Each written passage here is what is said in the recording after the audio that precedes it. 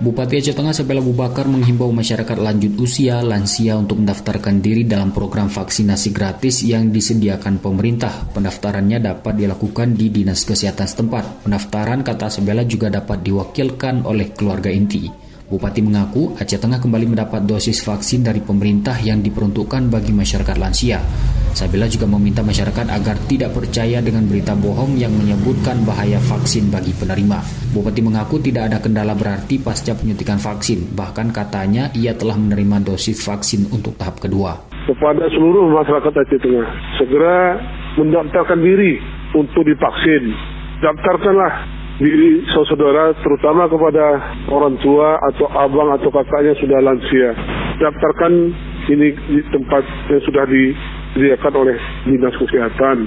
Karena untuk vaksin, obatnya ini sudah kembali datang dari India. Ini dalam waktu dekat akan didistribusikan kepada daerah-daerah. Jadi dipersiapkan vaksin selanjutnya. Jubir Satgas Penanganan Corona untuk Aceh Tengah, Dr. Yunasri, mengatakan program vaksinasi terus berjalan. Untuk tahap awal, dosis vaksin diberikan kepada tenaga medis dan pimpinan daerah.